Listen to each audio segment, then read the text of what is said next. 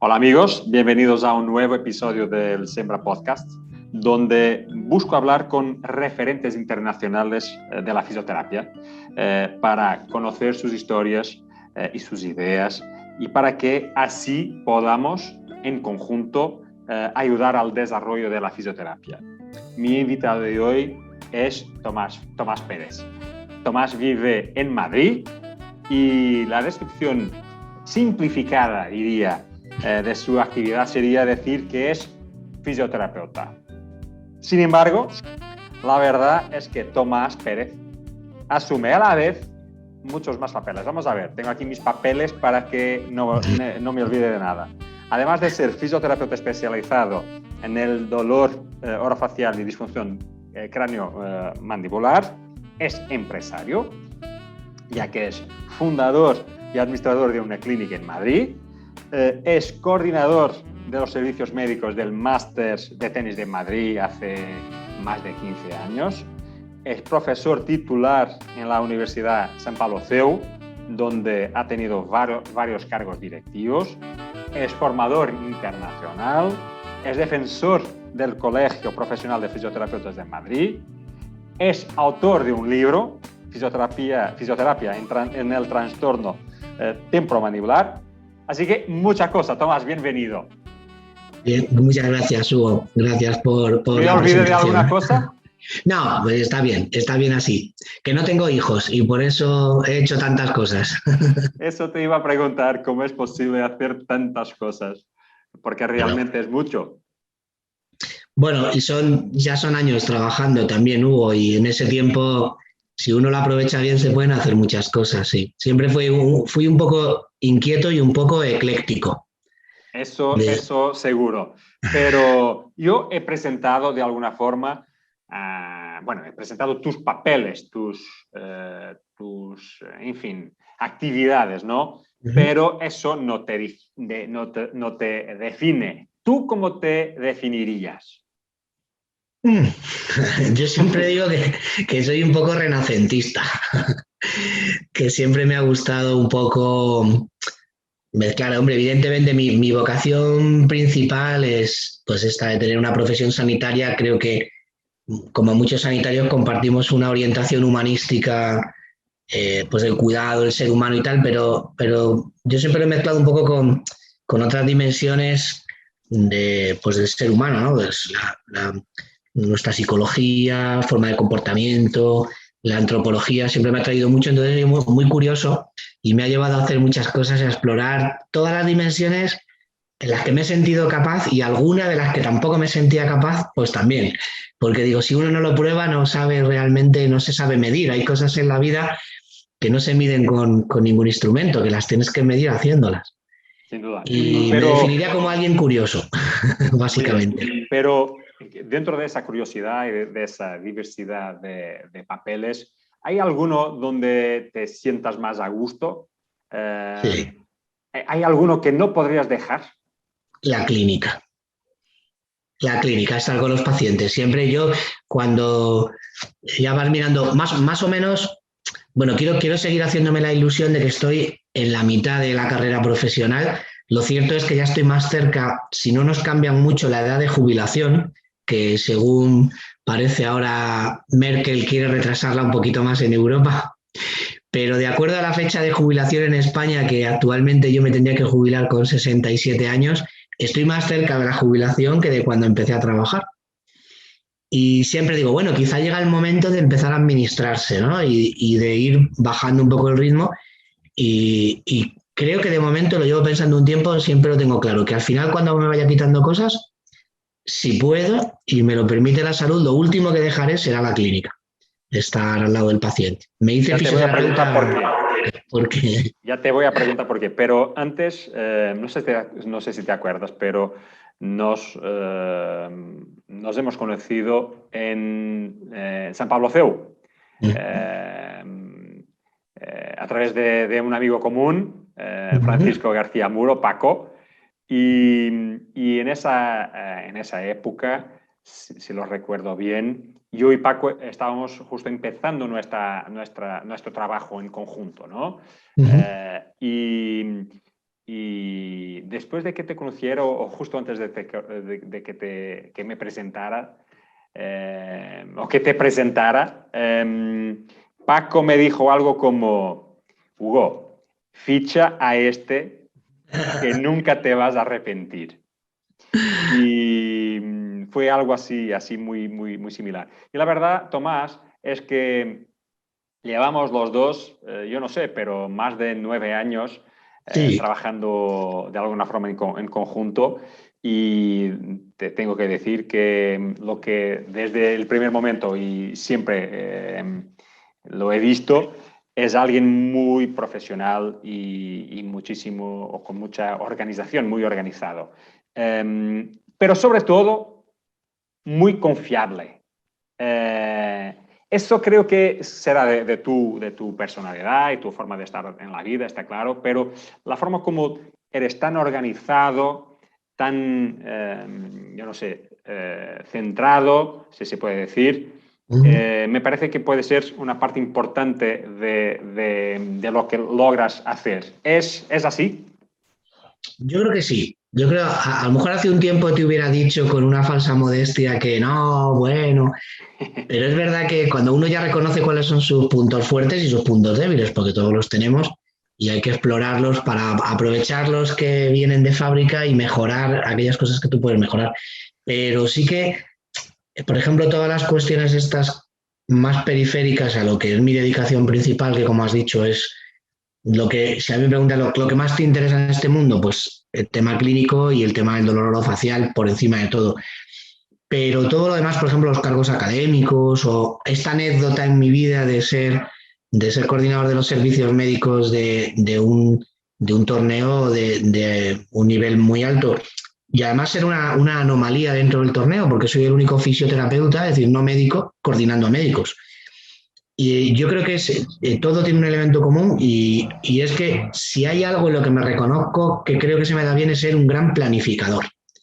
Es decir, tengo una habilidad innata para coger un papel en blanco y decir, venga, vamos a empezar por aquí, luego vamos a hacer esto, luego vamos a hacer esto, e incluso reajustarme sobre la marcha, pero tener una visión de conjunto, ¿no? Y eso entiendo que hay gente, por ejemplo, que le cuesta mucho, que me dice, y esto, los alumnos, ¿no? Cuando van a hacer un trabajo fin de máster, tal, yo siempre veo la principal dificultad que tienen es que no se saben planificar, quizá porque no han tenido una educación hacia una buena planificación, distribución del tiempo en las tareas, y luego otras veces, pues porque no, también hay que tener, como digo yo, luces largas, a veces para planificar a corto, a medio, a largo plazo, y yo creo que eso, o sea, sí, podría ser un rasgo que me atrevo sin modestias, sin Pero, falsas modestias, en ser ¿cómo, planificado.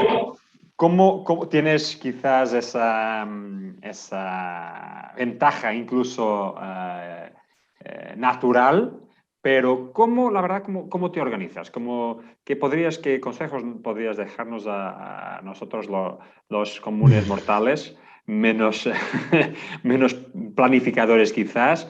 ¿Algún consejo, estrategia que podrías dejar? Porque realmente haces muchas cosas, has hecho muchas cosas y la verdad es que me gustaría saber cuál es tu truco.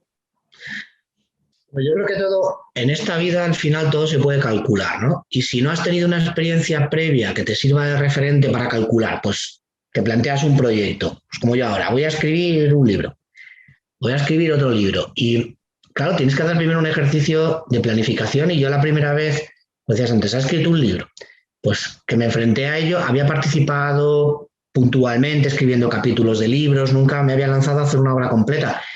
Yo creo que también lo primero es cuando no tienes tus referentes para poder hacer los cálculos necesarios para hacerte una planificación, ya sea de tiempo, de recursos, es informarte o preguntar, oye, pues ¿qué hice?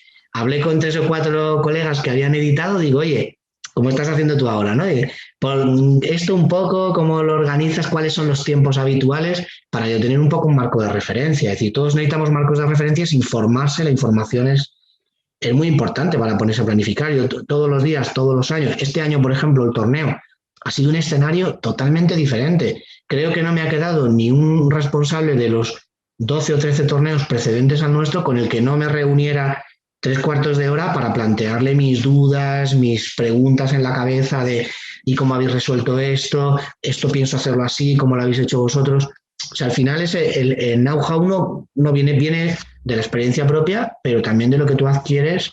Entonces también es acercarte, como digo yo, tener una red de trabajo y tener conexiones para que te den la información cuando tú tienes que acometer algo que no vas a hacer. Y luego intentar, si yo siempre digo que parto del escenario realista hacia el escenario peor.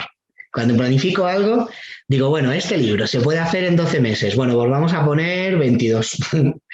Porque si luego lo acabamos antes, pues podremos iniciar otro proyecto que esté aparcado y si por cualquier cosa se desvía, tengo previsto esa desviación. Es decir, creo que los escenarios, hay que ser optimista cuando uno sueña y pesimista cuando uno planifica. Es un poco, por lo menos es como me lo planteo. Razonablemente pesimista, no muy pesimista cuando planificas y muy optimista cuando sueñas. Podríamos hacer esto, sí. Ahí divaga lo que quieras. Cuando pones los pies en la tierra, yo prefiero partir del escenario más realista posible al escenario más complejo. Y así ha sido, por ejemplo, este ejemplo que te ponía ahora del torneo este año ha sido así. Es decir, realmente hasta 15 días antes de que tuviéramos el evento, habíamos barajado como 15 escenarios diferentes de organización. Ha sido un esfuerzo de trabajo muy, muy intenso y aún así, ¿sabes lo que ha pasado? Que lo que luego hemos hecho en realidad no era ninguno de los 15 escenarios previstos, sino que ha sido una mezcla de todos. Pero el hecho de que hubieras pensado en los escenarios te aportó seguramente la capacidad de después ajustarte, ¿no? El ser humano tiene una capacidad maravillosa, por lo menos a mí me lo parece, que es la capacidad de imaginar. Y podemos imaginar no solo cosas bonitas estar en la playa, sino podemos imaginar pues escenarios, en este caso, de trabajo o pues esto, imagino cómo voy a desarrollar o cuánto tiempo voy a tardar en escribir. Es decir, tenemos una capacidad, creo que de anticipación, que de hecho, por ejemplo, en el mundo de la enfermería y la patología, la enfermedad y la patología, a veces funciona en nuestra contra, ¿no? El ser excesivamente previsores o tal, podemos caer en tendencias un poco catastrofistas e irnos por la parte peor, ¿no? De una evolución, pero la imaginación tiene una utilidad, pienso, tremenda cuando uno planifica y tenemos capacidad de simular, ¿no? Escenarios. Pero, Tomás, entonces, cuanto más... tú imaginas un escenario y después imaginas también qué recursos tendrías que tener y ¿Cómo me adapto a él? para ajustarte ahí, ¿no? ¿Y cómo lo haces? ¿Lo escribes? ¿Tomas notas? ¿Compartes esas notas con tu equipo? ¿Cómo lo concretizas? Mira, yo soy muy de pensamiento divergente. Es decir, primero me gusta ser un poco caótico, es decir, en el sentido de, bueno, si la situación fuera esta, ¿no? Que tenemos. Y esto es lo que me voy a encontrar. Yo creo que uno primero tiene que hacer una descripción muy precisa de cómo va a ser el entorno al que tú te vas a enfrentar. Hasta el más mínimo detalle. Es decir, yo me planteo, fíjate, cosas que mucha gente luego dice, estás un poco loco, pero no, yo me planteo cuando, en el caso de un torneo, me planteo incluso hasta cosas no directamente relacionadas con nuestro trabajo, sino, por ejemplo, ¿cómo me puede ir 2 semanas de competición si hace buen tiempo, buen clima o no lo hace? Porque eso indirectamente a mí sí me afecta, por ejemplo, en cómo pueden alargarse los turnos de trabajo, cómo puede incluso alterarse el ritmo de la competición. Es decir, primero ya te digo, un poco caótico. Es decir, uno coge, como dices tú, un papel, toma notas, una libreta, y después soy muy de matrices. Intento encajar las variables de ese escenario que yo me planteo en una matriz, porque muchas de esas variables se cruzan.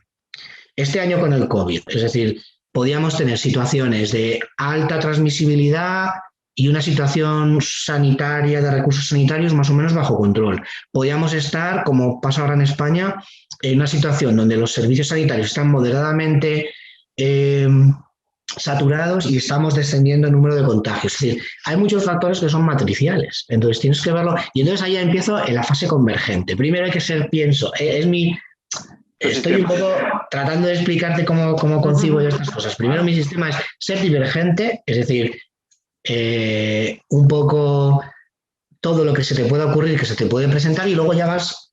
eso yo creo que te permite, a mí el papel me ayuda mucho, yo sigo siendo mucho de papel y de libreta, siempre llevo una libreta encima porque a veces eso que tienes ahí atascado, esto le pasa a todo el mundo. En la ducha, ¿no? Lo típico de eso que llevas ahí atascado en la cabeza y cuando estás haciendo esa tarea tan automática que es asearte todos los días en la ducha, ¿a quién no se le ha ocurrido alguna vez una solución que podría funcionar para este problema que tienes? Pues al final el papel te permite, en ese caos de esto sería así, así, así, identificar, yo creo, los factores relevantes y sobre todo, a mí me gusta mucho trabajar con sistemas, ya te digo, matriciales, porque te dan la posibilidad de empezar a diseñar escenarios. Es decir, vale, si tengo la condición A, B y C que pueden determinar claramente cómo va a evolucionar mi trabajo, si A cambia, ¿cómo afecta a B y a C? Si B cambia, ¿cómo afecta a A y a C? Si C cambia, ¿cómo afecta a A y a B? Y ahí tienes los escenarios. Es decir, es un poco, no sé, que intento explicarlo de forma resumida, pero de verdad que yo ese ejercicio lo hago en un papel.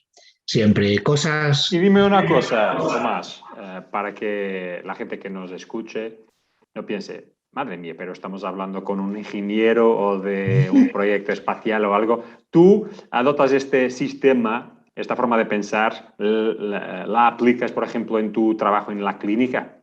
Sí, todos los días. Porque ¿Cómo? creo que se ajusta. Lo que pasa es que es como mucho más fácil. A lo mejor ya no necesitas para muchas cosas el papel. Pero, por ejemplo, yo el año pasado Porque cuando... tienes menos variables, ¿no? Claro, y porque conoces más los escenarios posibles.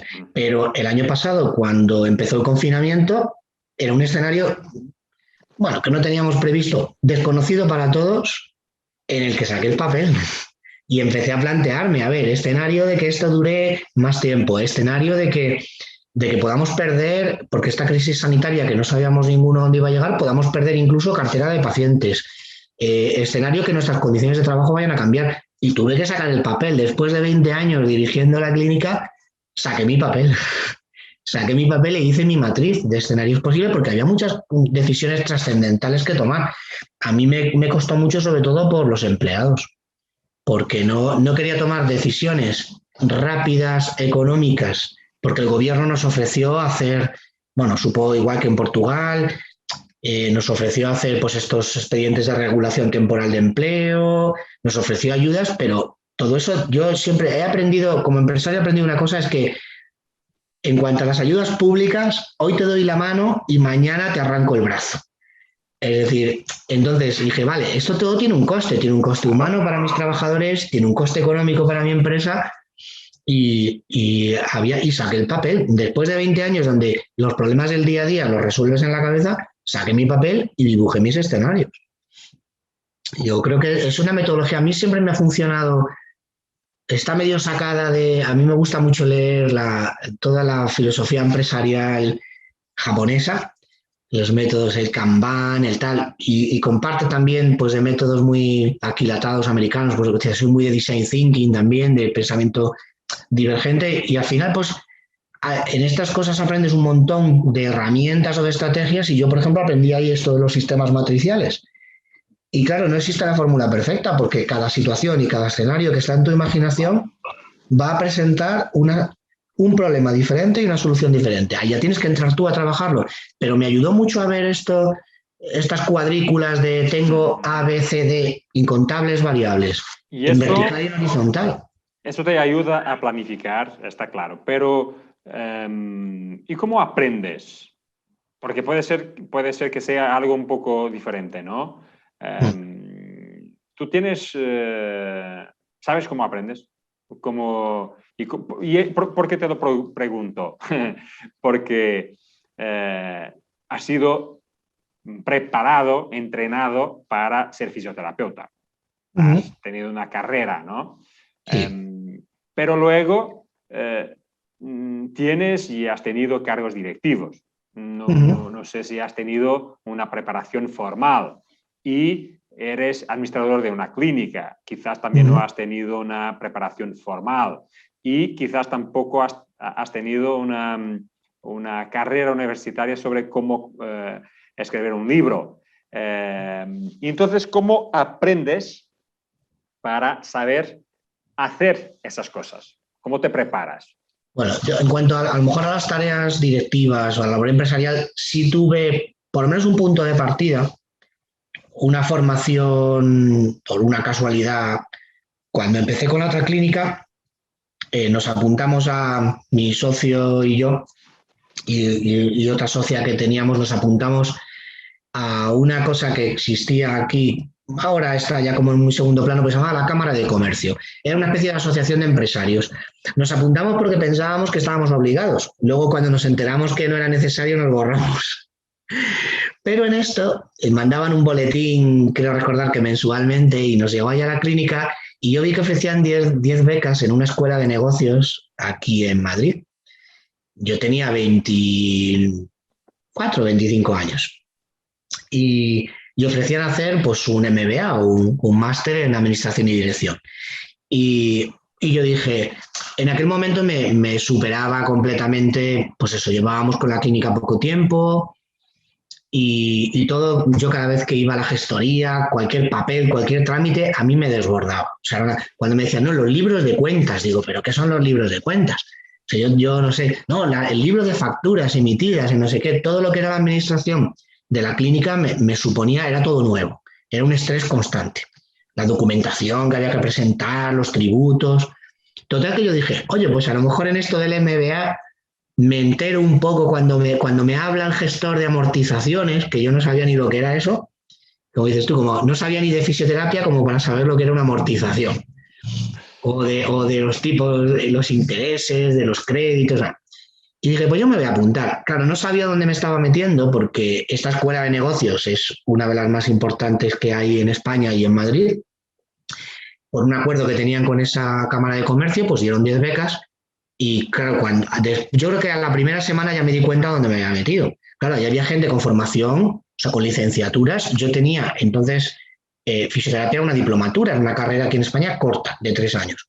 Y allá había gente con licenciaturas, másteres, de un perfil, gente, yo el que se sentó al lado de mi mesa era pues como gerente de algo de Coca-Cola España y era como, y yo tengo, y cuando hacen esta presentación en los grupos de trabajo, pues yo soy fisioterapeuta y tengo una clínica pequeñita en el centro de Madrid. Me superó en muchos aspectos aquello, porque claro, me faltaba una formación de base, pero lo típico de que cuando estás bajo presión, al final creo que te haces muy selectivo y te vas quedando lo que interesa. Y a día de hoy, a veces abro las carpetas porque nos daban un material fabuloso de todas las materias que se trataban. Y esas carpetas, he tirado muchas cosas en la mudanza, pero las carpetas de mi MBA se han venido conmigo.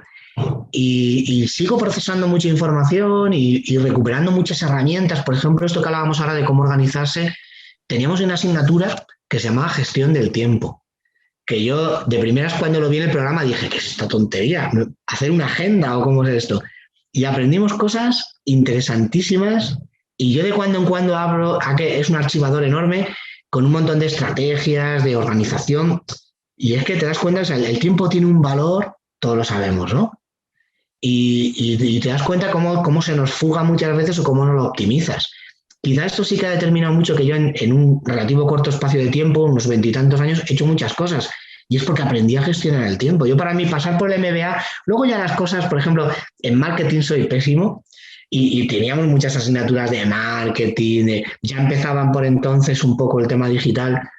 Eso no me caló, pero el tema de la gestión del tiempo, administración de recursos, planificación de escenarios, metodologías de planificación, como decía aquí, yo uso ese mix, pero está claro que me partió de ahí. Es decir, mi primer contacto con estrategias de organización y dirección fue ahí. Y ha determinado, claro, eso fue un año horrible, o sea, terrorífico. Yo estudiaba a cualquier hora entre la clínica, ya trabajaba en la universidad, cualquier minuto estaba estudiando porque teníamos constantemente pruebas, entregas de cosas que teníamos que elaborar, portfolios.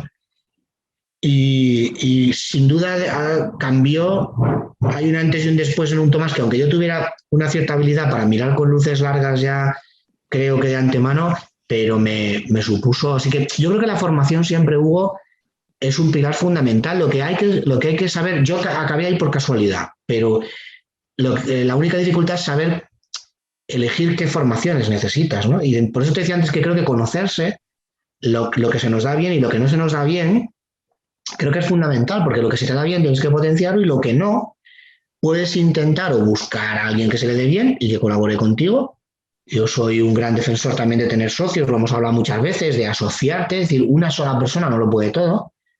Y un equipo de personas, pues si sabes seleccionar las virtudes adecuadamente y se van compensando lo que a uno no se le da bien, pues eso es algo como muy antiguo, muy normal, ¿no? Hasta en las pandillas de amigos todos teníamos el divertido, el deportista, pues en un equipo de trabajo de personas es así. Pero hay que conocerse y yo creo que mucha gente, a mí cuando vienen alumnos a pedirme un poco consejo de acabar la carrera, ay, no sé qué hacer, ¿a ti qué te parece? Empiezo a trabajar, estudio, digo, es que es lo primero que tienes que saber, qué quieres hacer en la vida. Es decir, conócete un poco. ¿Has estado un tiempo contigo solo? Ahora, no me voy a poner místico ahora, pero creo que todo el mundo, aunque no sea por causas espirituales, debería hacer un retiro. O sencillamente estar, fíjate, estoy seguro que en el confinamiento ha habido gente que de forma espontánea ha hecho este ejercicio porque ha tenido el tiempo suficiente para estar solo y empezar a ver cosas, ¿no? De uno mismo, de conocerse, de conocerte en situaciones bajo presión. Yo odio como todo el mundo el estrés y la presión, pero reconozco que cuando mejor me he conocido es cuando he tenido situaciones muy complicadas, porque ahí te sale todo, ahí te sale todo. Y Tomás, puede tú, que mucha gente tú no haya hecho. realmente eres un hombre de renacimiento porque, bueno, queda claro que eres, porque realmente tienes una perspectiva diversificada, porque tienes un trayecto ecléctico, como has dicho, ¿no? Porque tienes, bueno, eres diplomado en fisioterapia, luego ese MBA, pero eres licenciado en En humanidades, humanidades, ¿no? Y sí. eres doctor en ciencias de la salud.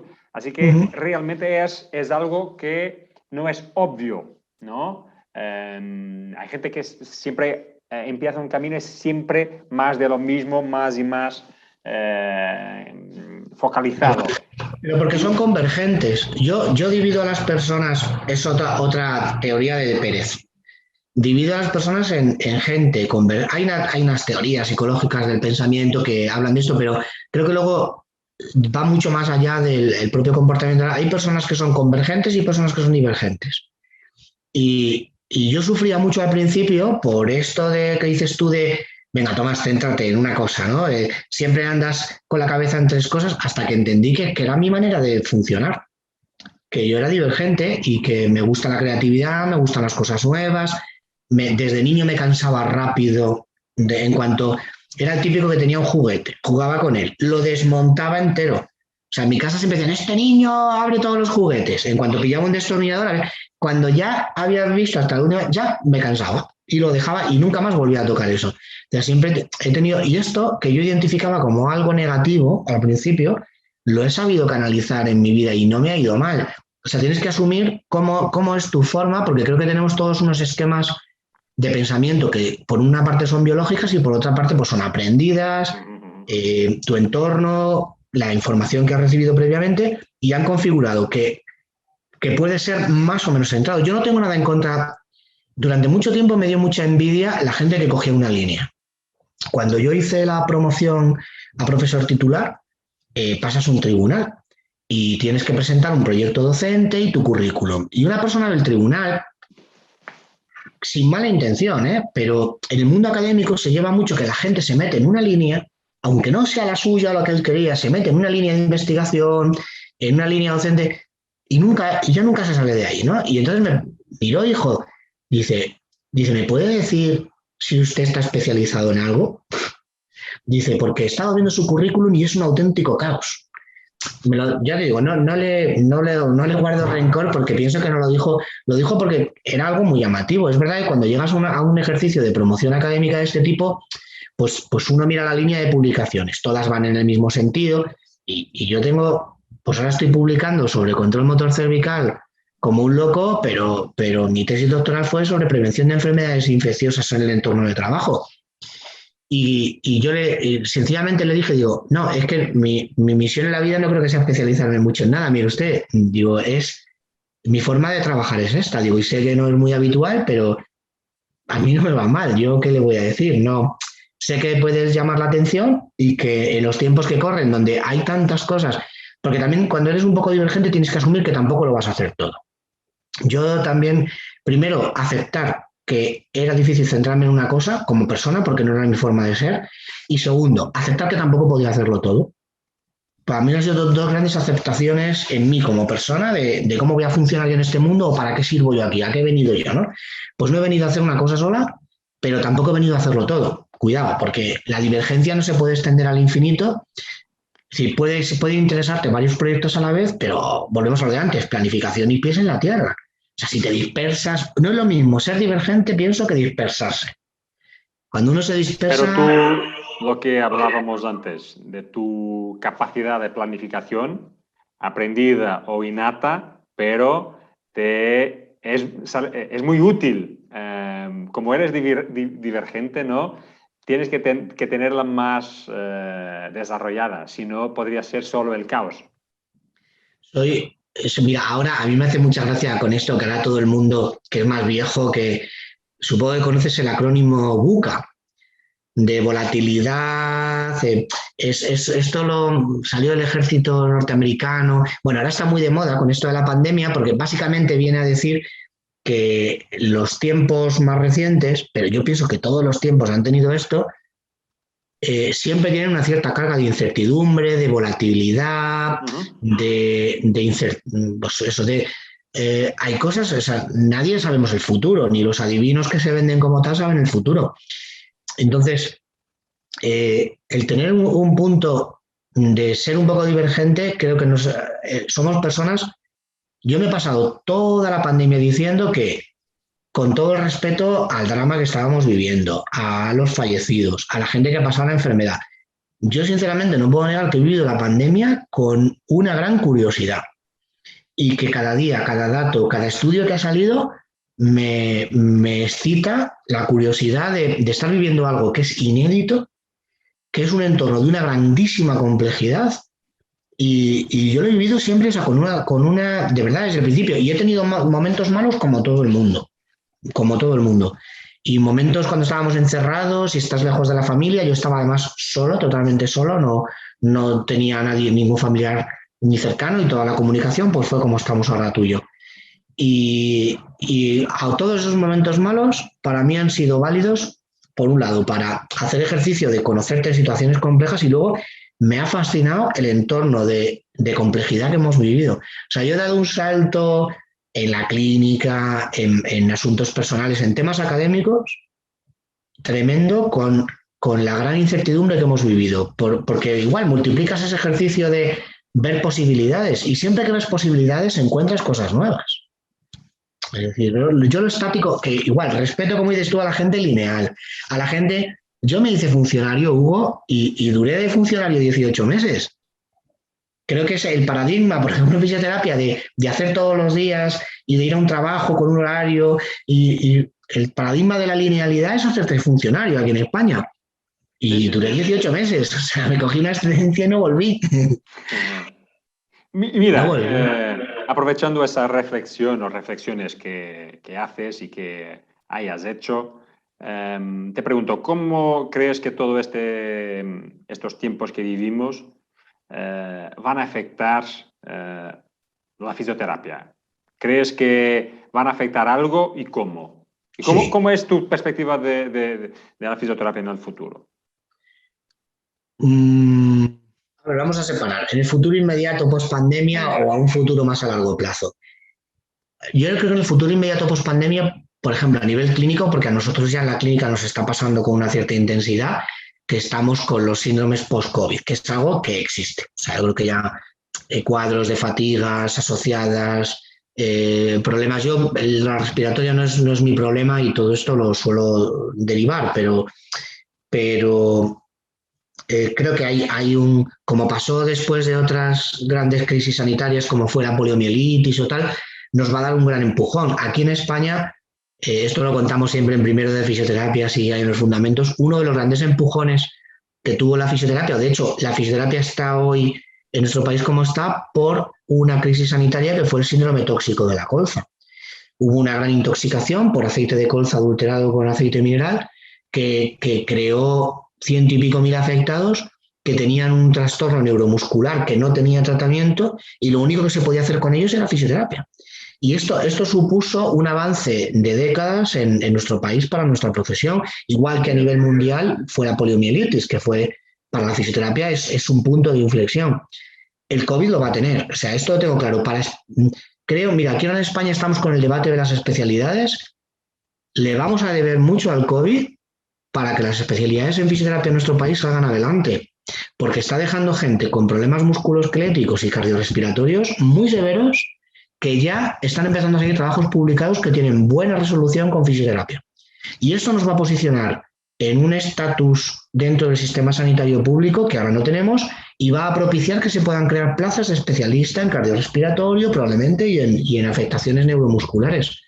Entonces yo en un corto plazo veo un escenario que esto nos van a escuchar muchos fisioterapeutas, entiendo, ¿no? Chavales, claro, que está el río lleno de peces. Es decir, y, ojo, desde el respeto más absoluto a la crisis tan terrible que hemos vivido todos, seguro que mucha gente que me escucha, como yo, hemos perdido a personas por esta crisis, pero si miramos hacia adelante y profesionalmente, esto es una oportunidad tremenda para demostrar que tenemos una utilidad en la sociedad, porque es lo que tenemos que demostrar.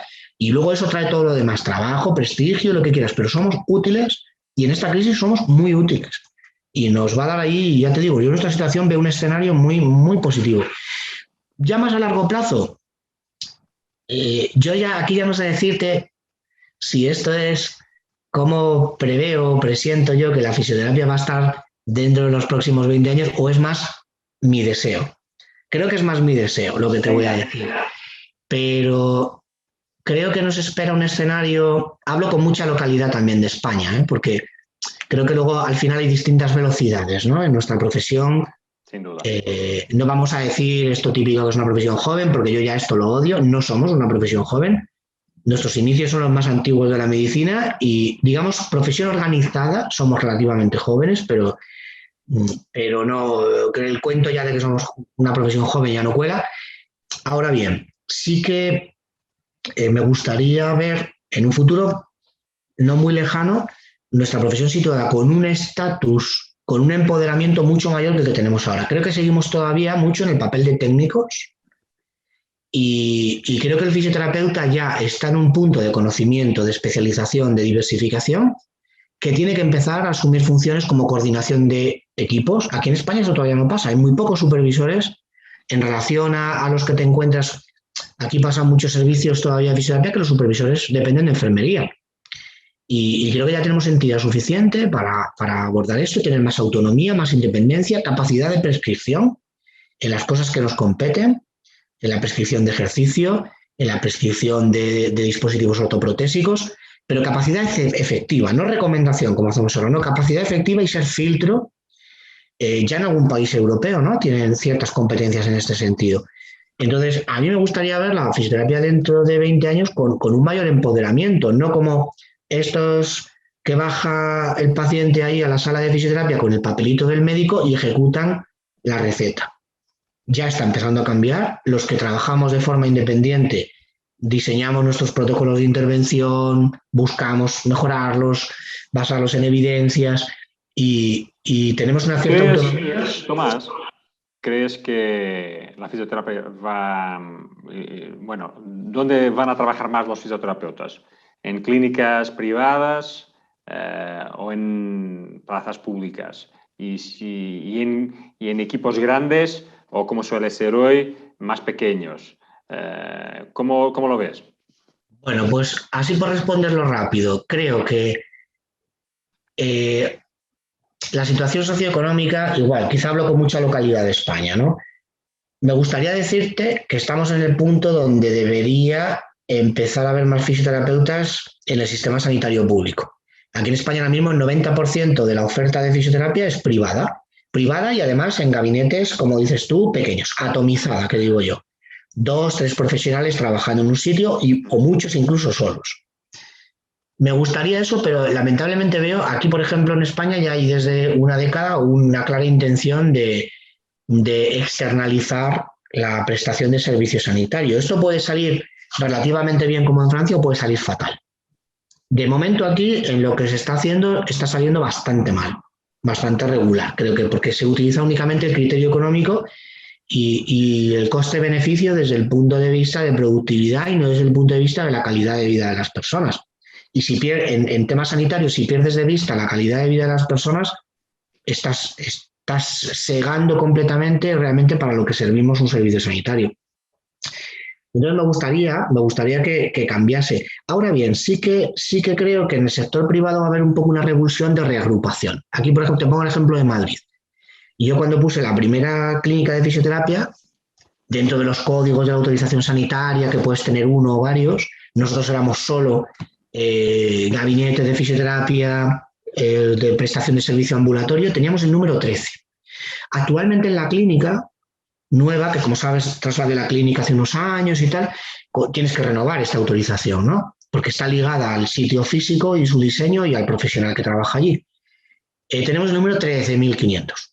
Es decir, esa atomización no es muy positiva, porque estamos trabajando demasiado separados y sí preveo, porque también está empezando a pasar un poco, aquí lo veo en el radio corto, que está empezando a pasar que muchos se dan cuenta que tienen un crecimiento limitado porque ya somos muchos ofreciendo lo mismo. Ajá. Y están empezando a agruparse para en un solo sitio, uniendo fuerzas y recursos, teniendo más recursos entre todos juntos, poder ofrecer una cartera de servicios más rica. Creo que por lo menos en el sector privado sí pienso que va a ocurrir esto, porque es imposible atomizarlo más. Es decir, es que aquí ya pasa que hay calles, en una calle corta de 200 metros hay 3 fisioterapeutas. Entonces, bueno, al final la demanda es la que es y cuando en el momento que haya un momento de colapso o de saturación de esa demanda, pues habrá que trabajar de una manera un poco más compartida, ofrecer incluso tratamientos pluridisciplinares, evolucionaremos a eso, pero me gustaría decirte que en lo público la cosa tiene aquí por lo menos una capacidad de mejora brutal, pero ahí, fíjate, soy pesimista. Creo que no va a ocurrir porque la geopolítica que nos mueve ahora y el mercado liberal no está por la labor de hacer esto. No lo ¿Y está. la especialización, cómo la ves? ¿Crees que es fundamental uno ser un experto? ¿El tudólogo tiene sentido? ¿No? Yo creo que sí. A ver, siempre ha habido profesionales del cribaje, es decir, tienes que el generalista, vamos a decir, necesitamos médicos generalistas, necesitamos médicos de cabecera, médicos de familia. Este es en este sentido, cuando me preguntabas antes, ¿dónde me gustaría ver a largo plazo la profesión de la fisioterapia? Es decir, creo que cuando tengamos especialidades va a ser muy necesario el generalista, porque probablemente es el que va a tener en su mano, más que hacer intervención de fisioterapia, hacer valoración funcional. Y en función de eso, saber a quién derivar. Habrá cosas de un rango que pueda absorber él como fisioterapeuta generalista, pero claro, si detecta que hay una insuficiencia cardiorrespiratoria o un problema neurológico de base, tendrá que cribar. Y creo que esto es una madurez de una profesión. Cuando aparecen especialidades, a la especialidad no le va a llover el paciente para decir, uy, parece que tengo un Parkinson, me voy a la fisioterapeuta. Pues sí, si te lo manda el médico, pero a lo mejor si accedes a ese primer nivel, lo que se diseñó aquí hace muchos años como atención primaria, ¿no? Accedes a ese primer nivel y en esa primera valoración se detecta que hay un problema de especializada, te derivan. Entonces, esto es lo que me gustaría ver. O sea, que yo creo que va a seguir habiendo espacio. Ahora bien, ojo, no confundamos fisioterapeuta generalista, ¿vale? O de de primera intención o de primer nivel o de primera atención con alguien poco formado o poco especializado. Tendrá que tener una especialidad muy elevada, una especialización. Esto ya, por ejemplo, en el grado, que ya lo estamos pensando a futuro, nosotros ahora hacemos un cambio de título en la facultad precisamente orientado a esto, a dar muchas más herramientas de valoración, porque consideramos que el recién egresado va a tener un papel más de primera atención y más generalista, y luego ya si lo deseas se especializará. Pero claro, tú para saber cuándo tienes que derivar, tienes que saber valorar bien a un paciente. Y a lo mejor luego no estás especializado en esas intervenciones, pero sabes reconocerlas claramente. Tomás, yo creo que podrá en este momento haber un montón de gente que nos esté escuchando o viendo y sobre todo los jóvenes fisioterapeutas o los estudiantes que estén terminando sus carreras que al escucharte se queden un poco, pero ¿para dónde voy? ¿Cómo me debo preparar? ¿Qué consejos les darías a esa gente para prepararse en un mundo que quizás, como siempre, es un mundo de incertidumbre? Ya, ¿no? Y que el mundo de hoy, es decir, si yo ese pensamiento lo tiene ahora un alumno de primero de grado, lo primero que le diría es, vuelve a preguntarme cuando acabes cuarto, porque el mundo de dentro de 4 años no va a ser el de ahora tampoco. El mundo de hace, iba a decir 24 meses, ¿no? Porque todavía no han pasado, pero el mundo de hace 18 meses no era el mundo de ahora, ¿no? No. Esto es un ejemplo muy extremo, pero ¿qué sabemos, Hugo, lo que va a pasar dentro de 4 años? A ver, yo sobre todo creo que deben enfocarse, que deben abrirse. Yo lo que les recomiendo mucho hoy en día en general, independientemente de lo que vaya a pasar dentro de 4 años, es que no se dejen vender. Creo que hoy tienen las herramientas para que no se dejen vender quimeras. La época de las quimeras fue mi generación. Teníamos una formación en autoformación muy, vamos, te iba a decir muy básica, no teníamos. Yo salí de la carrera, no sabía lo que era una base de datos. Tuve el privilegio de aprenderlo al año de terminar la carrera porque me dieron una beca para estar en el proyecto de investigación de una profesora mía. Y me enseñó por primera vez, entonces, ahora claro, PubMed, en Internet, tal, no. Entonces teníamos Medline en discos, en CDs, y había que ir buscando que la CD era de un bloque de 4 o 5 años y cuando tú buscabas algo tenías que ir CD por CD. Pero yo cuando en la carrera a mí nadie me habló de una base de datos, no me habló de evidencia científica, no me habló de diseño experimental, no me habló de cómo aprender a entender un estudio científico que veo publicado. Yo todo eso lo he descubierto después, haciendo formación en metodología de investigación, por supuesto pasando por un proceso como el doctorado, que digamos es lo que te da licencia para, yo siempre bromeo, licencia para matar, licencia para investigar, ¿no? El ser doctor. Entonces, hoy en día el alumno que egresa sí tiene estas herramientas. Y le digo, que no os vendan quimeras. Es que he visto un curso de electropunción neurológico, neuromeningia, y ahora es lo más, porque tal. ¿Y qué piensas de ese curso? Yo digo, que no lo hagas.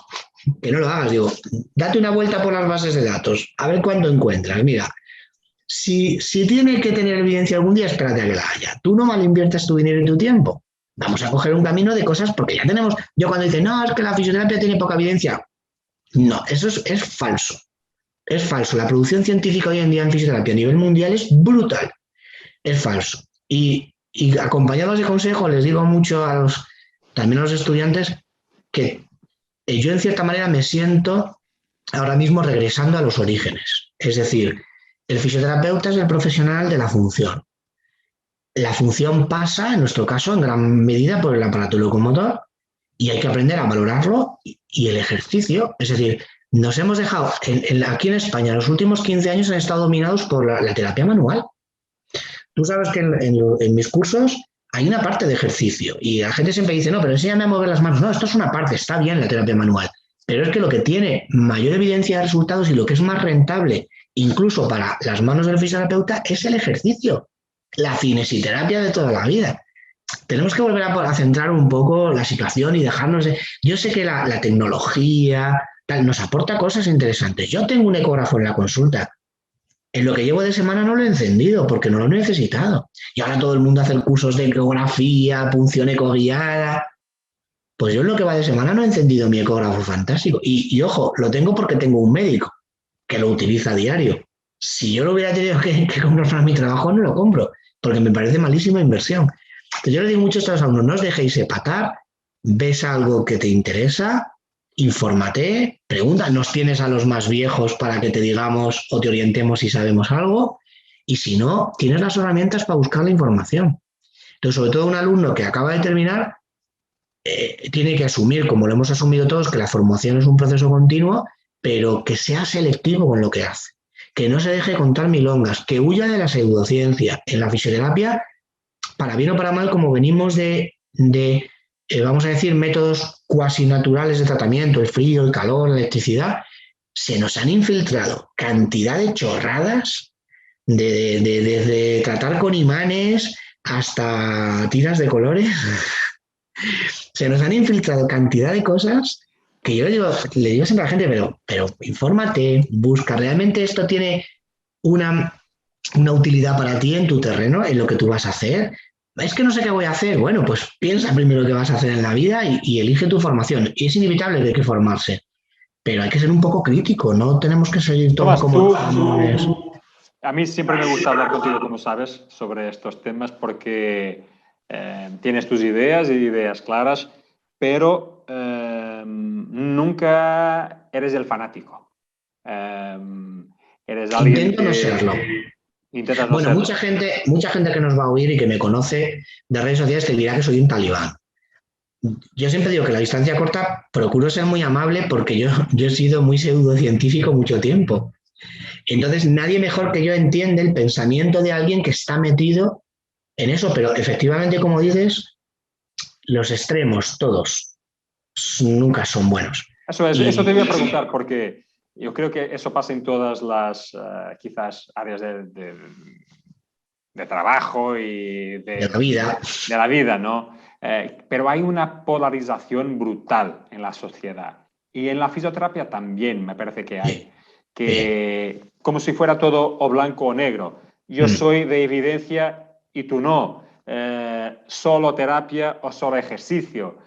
Como si no hubiera el gris y las... un poco ahí lo que está metido unas cosas con las otras.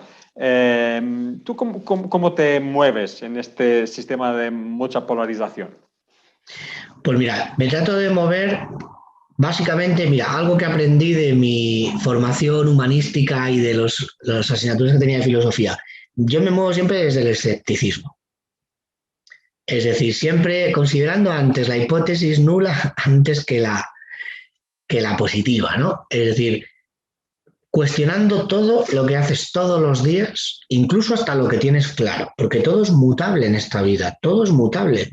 La tecnología cambia y lo hace porque nos lo cuestionamos. ¿Esto se puede hacer mejor? Vamos a intentar hacerlo mejor.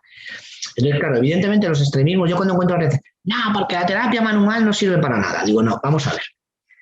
Hoy ya sabemos, tenemos una perspectiva menos mecanicista. Hemos podido comprobar esto, vamos, seguro que a lo mejor tú me has oído decirlo en los cursos, cuando la gente dice, ¿y la mano exactamente cómo la mueves? Digo, mira, muévelo así, y a tu estilo, y a tu ritmo, porque sabemos que no hay tanta dependencia de la parte mecánica cuando haces, por ejemplo, la técnica de terapia manual, como de otro tipo de fenómenos que tú desencadenas cuando estimulas un organismo al hacer, por ejemplo, una movilización en la mandíbula. Es decir, es más el efecto neuroregulador que el efecto mecánico que estás haciendo. Entonces, este es un ejemplo. Es decir, yo cuando empecé a dar formaciones de este tema era muy mecanicista y ahora he ido migrando porque es conocimiento nuevo que tú vas incorporando. Esto es lo que hay que hacer, hay que ser flexible. Entonces, si tú ahora dices, no, porque solo lo que tiene mayor nivel de evidencia es el ejercicio y la toxina botulínica. No, estaríamos siendo muy parciales y estaríamos llegando a una realidad. Generalmente también, mira, tanto la gente que defiende un extremo como el que defiende otro, yo me he ido dando cuenta, sobre todo la gente muy vehemente, que tiene algún interés detrás, generalmente económico. Si yo soy formador de cursos de punción seca, te voy a decir que la terapia manual ya no sirve para nada. O que dejes de poner electroterapia. Y si yo doy cursos de ejercicio terapéutico, no. Cuando en distintos niveles, y una cosa es que hay cosas que veníamos haciendo desde hace un tiempo que pensábamos que funcionaban por una cosa, y hoy en día que sabemos que no funcionan por eso, pero que funcionan. Sí. Entonces, ¿por qué voy a rechazarlas radicalmente porque aparece una técnica nueva? ¿Qué quiere el señor de la técnica nueva? Yo esto lo he debatido con muchos compañeros, pero vamos a ver, la fiebre de la punción ecoguiada, las técnicas de electrolisis, ¿quién está detrás empujando? Me van a matar cuando oiga a la gente esto. Pues los señores que venden ecógrafos. ¿Entiendes? Porque ya hay muchas casas que venden ecógrafos, el mercado médico estaba saturado y los señores que venden ecógrafos encontraron en los fisioterapeutas un nicho potentísimo para vender. Y es muy lícito, no lo critico. ¿Pero qué hay detrás de empujar en estas técnicas? Pues claro, los señores que venden ecógrafos tienen mucho dinero y han potenciado mucho esto. Lo respeto, lo hago, lo trabajo, pero no excluyo otras cosas. Creo que eso es un error, Hugo. Hay que excluir lo que realmente ya no sirve para nada. Yo no le voy a poner a la gente cuarzos ni imanes, porque esto no sirve para nada. Ni magnetoterapia, porque hemos comprobado que no sirve absolutamente para nada. Y hay otras cosas que, como te digo, hemos comprobado que funcionan no por lo que pensábamos, pero que funcionan, no las pienso sacar de mi arsenal terapéutico, por mucho que llegue la técnica súper novedosa y también demuestre que es buena. Incorpóralo, ¿qué problema hay? Entonces, si en algo soy radical, es en dudar de todo lo que hago. Ahí eres radical. Tomás, tú has dicho en el comienzo de nuestra entrevista aquí que tienes una profesión sanitaria porque de alguna forma, según he entendido, te gusta ayudar a la gente, ¿no? De alguna forma servir a la gente. Y yo creo que eso quizás no se nota solo en el hecho de que seas un sanitario, sino que también en tu trabajo en el colegio, incluso escribir un libro o dar un curso es una forma de servir una comunidad. Ese hecho de servir es un motivador para ti. Sí, sí lo es. Es el principal motivador. Ya esto puede sonar muy bucólico. Yo le encuentro sentido. Es decir, hay gente que encuentra sentido en la vida en la religión, otros en tener una familia, otros en la ambición de ser una persona. Yo siempre lo he dicho, a mí me produce mucha satisfacción hacer cosas, como se dice aquí en España, por amor al arte. Y es que es verdad, mira, escribir un libro hoy en día es ruinoso, Hugo. O sea, las horas que yo he dedicado al otro libro y al que estamos haciendo ahora, es que no quiero echar cuentas, porque entonces le diría a la editorial, oye, olvídate, que no te voy a mandar manuscrito porque no hay. En cuestión, vamos a decir, de productividad para mi vida personal y mi lucro, es ruinoso. Pero el primer libro, yo siempre digo lo mismo, ¿por qué salió el primer libro?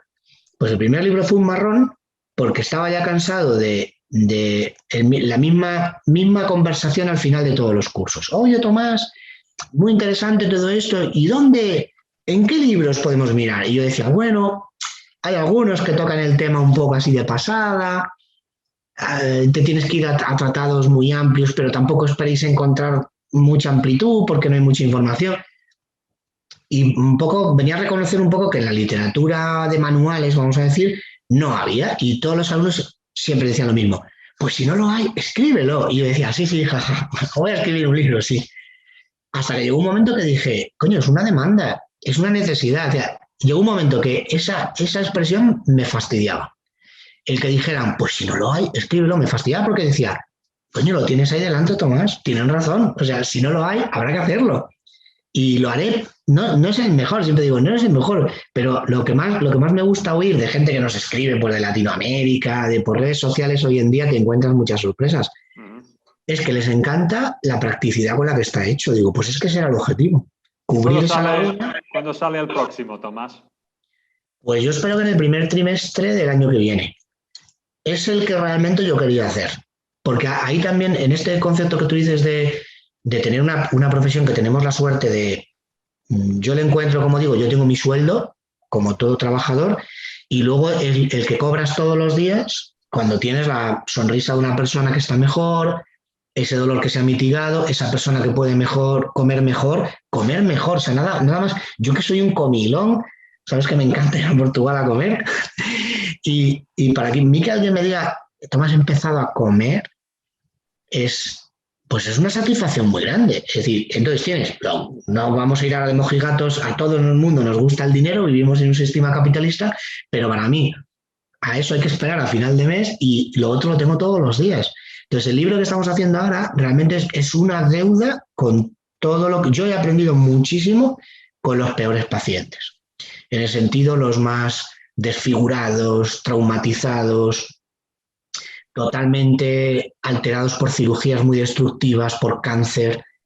Y esto es una deuda con esos pacientes. Es un libro fundamentalmente enfocado al profesional, pero con una parte, o sea, lo van a poder leer pacientes. Y espero ayudar a los pacientes que no tenemos cerca, porque no sabes lo que es cada día, problemas muy fáciles de resolver, muy fáciles con la fisioterapia, encontrarte cada día en la consulta, paciente que lleva un peregrinaje de varios meses después de que le han operado, radiado, puesto una prótesis, con problemas, como te digo, fáciles de resolver y que llega desesperado porque no le daban solución a ello. Eso no puede quedar yo me podría quedar decir, bueno, pues más pacientes tendré yo en la consulta. Como todo el mundo sabe que yo esto lo resuelvo, pues más vendrán. Esto había que compartirlo. Y en este segundo libro es que no hay referentes. En lo otro hablábamos de pocos referentes. Aquí ahora mismo es que no hay nada. Y estará mejor o peor hecho. Yo lo que digo a todo el mundo, desde la humildad de lo estamos haciendo lo mejor que podemos y espero transmitir la mejor información que podemos, pero me consta, porque lo hablo día a día con compañeros, lo hablo día a día con alumnos, que esta información no hay otra manera de traspasarla que si no era haciendo un manual de este nivel. Y espero que sea muy útil. Yo era el libro que quería hacer el primero, pero bueno, la editorial iba por otro lado. Quedamos con ganas de ver tu libro, que pronto saldrá. Y para ir terminando, Tomás, ¿cómo puede la gente seguir tu trabajo y, en fin, estar un poco pendiente de tu libro y tal? O si alguien, por ejemplo, te quiere contactar para conocerte, para ir a tu consulta, para lo que sea, ¿cuál es el mejor canal? Bueno, como te decía antes, lo que no me impregnó del MBA fue el marketing. Mi venta personal siempre es muy negativa, es el tú a tú, porque las estrategias luego de difusión, bueno, pues la clínica en Madrid, que es un centro que lleva por nombre AAT, no tiene nada que ver con ATM, que todo el mundo me lo pregunta, no, es que mi socio se llama Arturo y yo me llamo Tomás y son las dos iniciales. Y las pusimos por orden alfabético, ya está. Y para hacer el juego de palabras con la palabra health, que es salud en inglés, y que fuera at health, ¿no? Pues un poco en la salud o a la salud. Y estamos en Madrid, en el centro, muy fácil de encontrarnos en Google. Yo estoy en las redes sociales moderadamente, es verdad que cada vez menos porque me roban una cantidad de tiempo. Aprendo mucho en ellas, pero también me roban mucho tiempo. Tu planificación no llega tan lejos. Claro, me he puesto un horario para mis redes sociales y bueno, yo estoy, además ahí estoy con mi nombre y apellidos, es muy fácil encontrarme, Tomás Pérez, fisioterapeuta, y como, hombre, no es que tenga unos apellidos muy complicados, pero pondremos también aquí como nota de esta odio en las redes sociales los trolls estos que van fisio no sé qué. No, yo voy de cara, mi nombre, mi apellido y doy mis opiniones y critico y me critican y no pasa nada. Así que ahí es fácil encontrarme. Quizá donde sea un poco más activos en Twitter, la época de Facebook ya se me pasó. Y donde más es en Twitter, no soy nada Instagramer, pero como te digo, mi venta personal es malísima. No me gusta mucho ni hacer fotos, ni subir fotos, ni mucho menos de tratamiento. Respeto a la gente que lo hace, pero yo no me siento cómodo. Pero vamos, tampoco tengo ningún problema cuando la gente dice, oye, quiero ver cómo trabajas. Bueno, pues vente un día a la clínica y pasas la tarde conmigo. Y ya está. Creo que las redes están para lo que están, para interconectarnos y compartir, pero no aporta mucho que suba una foto con un paciente, sinceramente. Así que bueno, sobre todo quien quiera contactarme fácil, Twitter. Perfecto.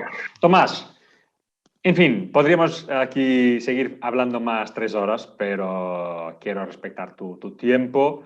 Así que muchas gracias por este momento, por toda la enseñanza, no solo de hoy, pero a lo largo de los años. Es realmente un gusto para mí hablar aquí contigo, estar contigo una vez más, pero sobre todo es un honor. Así que, Tomás, gracias. Al revés, y es recíproco, que te lo digo, para mí, tanto Beweiser como ahora Sembra han sido muy estimulantes, ¿no? En mi vida profesional y sobre todo en la parte docente. Y sin ellas no habría hecho muchos de los proyectos de estos que estamos hablando, probablemente. Así que, igual, es un placer, un honor y siempre estar ahí, apoyar a proyectos que tienen algo más, como hablamos muchas veces, que lo meramente económico, ¿no? Y que tienen un ánimo por hacerlo mejor. Siempre he alabado vuestra forma de trabajar y el respeto y el trato que dais al docente siempre te lo resalto. Y yo para mí es un placer y estaré aquí, pues, a hablar de mis tonterías. Ya empiezo a sentirme un poco abuelito mayor que habla de sus tonterías, no, nada más lejos de la realidad y siento si a alguien le ha ofendido algo que he dicho, porque no, nada más lejos de mi intención, yo no lo sé todo, soy un gran ignorante y un gran curioso.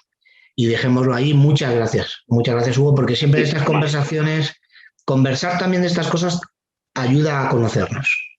Así que muchas gracias. Muchas gracias, Tomás. Hasta la próxima. Chao. Chao.